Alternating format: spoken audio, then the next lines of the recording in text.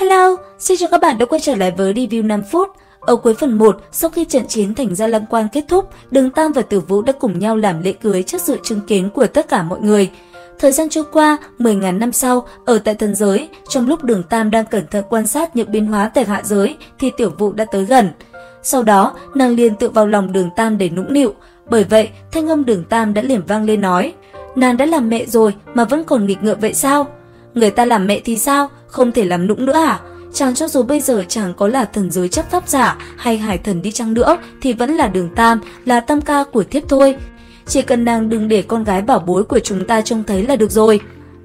Nhà đầu tiểu thất kia cứ thích bám lấy chàng, thiếp phải nhân lúc nó ngủ say mới có chút thời gian riêng tư. Tam ca, vừa nãy thiếp thấy chàng có vẻ không vui, lại vì chuyện của Đấu La Đại Lục sao? Đúng vậy, Đấu La Đại Lục biến đổi suốt vạn năm, Đường môn hiện tại cũng suy bại rồi. Thế nhưng gần đây ở Đấu La Đại Lục vừa xuất hiện ngôi sao mới có quan hệ mật thiết đến vận mệnh của Đường môn. Ta định nhìn xem vận mệnh tương lai hắn thế nào, nhưng sương mù trùng trùng điệp điệp. Ngay cả chàng cũng xem trọng ngôi sao mới này, vậy nhất định là người được chọn rồi.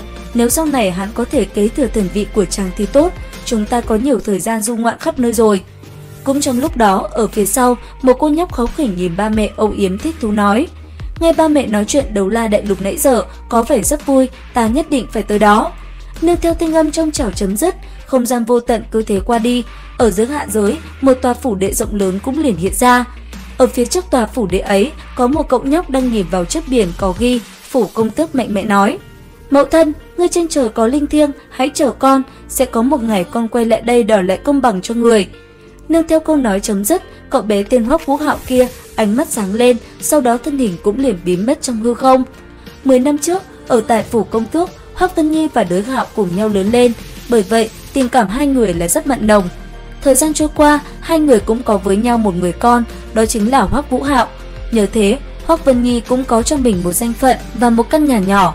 Hàng ngày, nàng đều xuất hiện với tâm trạng vô cùng vui vẻ của tuổi đôi mươi, cuộc sống trôi qua với nàng thật hạnh phúc.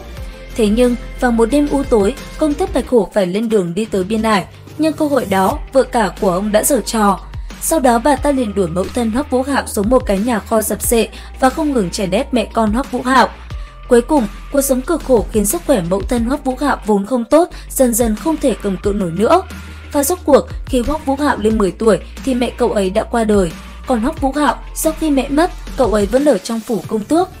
Lúc này, Hoắc Vũ Hạo vẫn chăm chỉ làm lụng và luyện tập, thế nhưng do vũ hồn là bản thể, thế nên Hoắc Vũ Hạo luyện tập mãi vẫn không tiến bộ.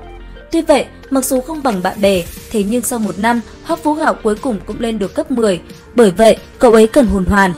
Chính vì thế, mặc dù thực lực không bằng người khác, thế nhưng Hoắc Vũ Hạo vẫn quyết định lên đường tự mình đi tìm kiếm cái hồn hoàn đầu tiên. Trước khi rời đi, quay đầu lại nhìn Phủ Công Tước một lần, Hoắc Vũ Hạo ánh mắt sáng lên, sau đó liền biến mất trong hư không. Chỉ trong thoáng chốc, cậu ấy đã xuất hiện tại một nơi khác, cẩn thận mở ra bản đồ, Hoắc Vũ Hạo cứ thế đi về phía trước. Cuối cùng, dừng lại ở tại một con suối, lấy ra chiếc dao nhỏ, Hoắc Vũ Hạo liền dùng nó để bắt cá. Sau đó, dưới ánh lửa bập bùng, Hoắc Vũ Hạo cũng liền nướng những chú cá thơm ngon lên và ăn nó. Thế nhưng, chưa kịp ăn thì đột nhiên, thanh âm kinh hô ở phía xa truyền tới làm Hoắc Vũ Hạo giật mình. Tiếp theo từ phía xa, đột nhiên xuất hiện một nam một nữ tiến lại gần Hoắc Vũ Hạo, ánh mắt cứ thế nhìn chằm chằm vào những con cá nướng. Thế vậy, Hoắc Vũ Hạo liền nói hai người biết mình có thể tự làm nó, bởi vậy hai người có thể ăn thoải mái. Nghe xong, vị nam tử bên cạnh đột nhiên cất lời, sau đó anh ta cũng liền giới thiệu với Hoắc Vũ Hạo mình là Bối Bối, nữ tử bên cạnh chính là Đường Nhã. Lúc này, ba người trò chuyện cùng nhau rất vui vẻ. Tới cuối cùng, sau một hồi trò chuyện, Hoắc Vũ Hạo liền chào từ biệt Bối Bối và Tiểu Nhã, sau đó đi về phía tinh đấu Đại Xâm Lâm. Thấy vậy, Bối Bối và Tiểu Nhã cảm thấy lo lắng. Chính vì thế, hai người rất nhanh cũng liền đi theo Hoắc Vũ Hạo tới tinh đấu Đại Xâm Lâm. Và rốt cuộc, đúng như họ dự liệu, sau khi tới gần tinh đấu Đại Xâm Lâm, Hoắc Vũ Hạo cũng gặp phải nguy hiểm đầu tiên của mình. Liệu rằng hành trình tiếp theo của Hoắc Vũ Hạo sẽ như thế nào? Theo dõi kênh để biết thêm chi tiết nha. Đến đây thì hết tập 1/2 Đấu La Đại Lục. Xin chào và hẹn gặp lại các bạn ở những video tiếp theo.